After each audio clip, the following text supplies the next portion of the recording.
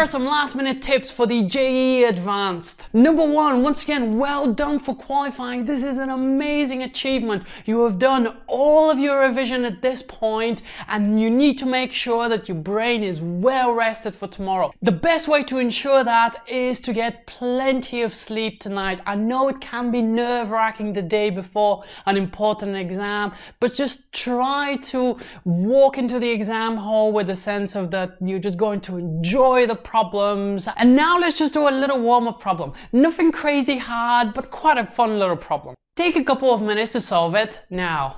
Even though this is a relatively easy problem, I think in an exam situation it can be a little bit hard to understand what the problem is actually asking us to do. So as soon as I see these, I know that I can immediately convert those to dimensions, and I'll probably be going to be adding up the indices of the individual powers. Okay, so x to the power of alpha is position. Well, position has the dimensions of length, so I'm just gonna write L. Next one, x to the beta is speed. Well, this is meters per second, so that's gonna be L times the dimensions of time raised to the power of -1. X to the p is acceleration, i.e. L t to the -2. Then we have linear momentum, which will just have the dimensions of mass multiplied by the dimensions of speed, which are just L t to the power of -1. X to the power of r is force, which is mass times acceleration. So quite similarly to this, this will just have the dimensions of mass times acceleration, L t to the power of -2. Okay, on to these statements. First one, alpha plus p is equal to 2 times beta.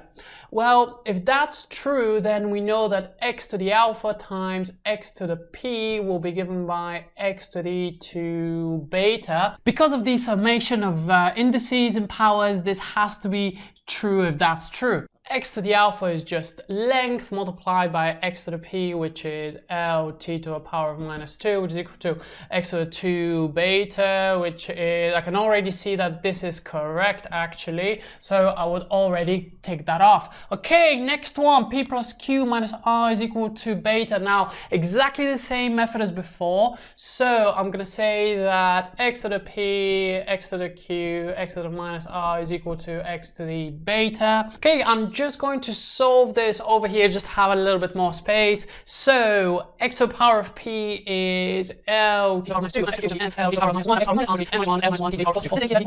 which is L t to the power of -1 if the statement is to be correct. Okay, now let's take each dimension of the time, starting with length. We have L, and then we have L to the power of -1, so those two cancel, leaving us with L, so the dimensions of length check out. What about M and M to the power of -1? They cancel out, okay, that's fine. Then we have T to the power of -2, T to the power of +2, so what we're left with is L T to the power of -1 is equal to L T to the power of -1. Statement B has to be correct. Okay, statement C, p minus q plus r is equal to alpha. Okay, so x to the power of p is going to give me L t to the power of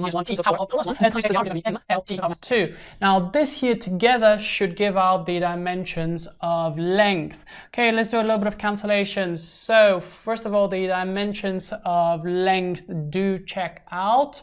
Okay, let's get rid of the masses. Now here we have t to the power of -2 and t to the power of -2, which is going to be -4, and then +1 is going to be -3. So this is not correct. Final option D, I'm just going to do this one across here. P plus Q plus R is equal to beta. So